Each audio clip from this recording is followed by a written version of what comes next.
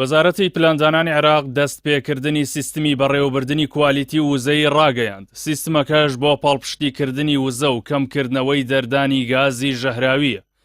محەممەد موختار بەڕێوەبەری بەشی بەڕێوەبردننی کوالیتی و گەشەپێدانی دامەزراوەیی لە وەزارەتی پلاندانانی عێراق لەبارەی سیستمەکەوە دەڵێت ڕاگەیاندنی دەستپێکی جێبەجێکردنی سیستمی بەڕێوەبردننی کوالیتی وزە بە پێی تایبەتمەندیەکانی ئایسۆ 9001 و ئایسۆ 50001 لە وەشانی پەسەندکراوی نێودەوڵەتیدا.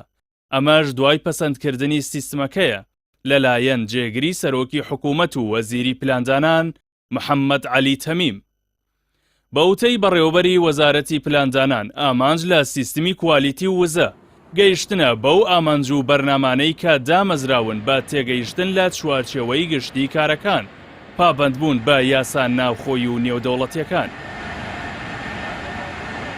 ناوبرا و دووپاتی دەکاتەوە کە وەزارەتی پلاندانان پابەند دەبێت بە هەوڵەکانی بۆ باشترکردنی بەردەوامی ئەدای کارکردن لەو چوارچێوەیەشدا کەمکردنەوەی تێچوون و دەردانی گازی ژەهراوی.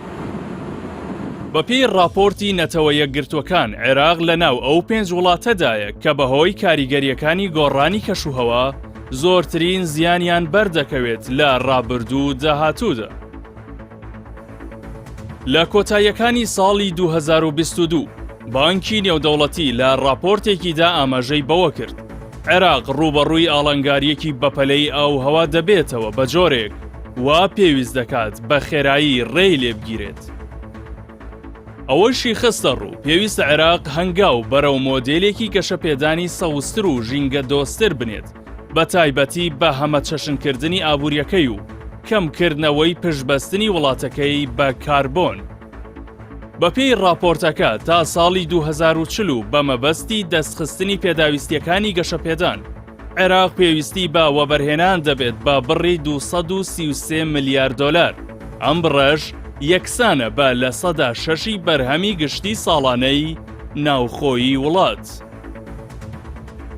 لەلایەکی دیکەوە ناوەندی ستراتیژی مافی مرۆڤ لە عێراق لە سەرەتای ساڵی 2025 ڕایگەیاند. لە ماوەی 30 ساڵی ڕابردوودا بەهۆی گۆڕانی کەشوهەواوە عێراق نزیکەی 30% زەویە کشتوکاڵیە بەرهەمدارەکانی لە دەست داوە.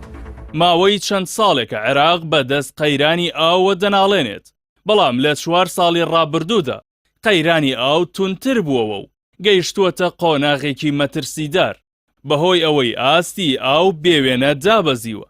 ئەم دابەزینەش بەهۆی ئەو وشکە ساڵیەوەیە کە کاریگەری لە سەر تەواوی ناوچەکە دروست کردووە.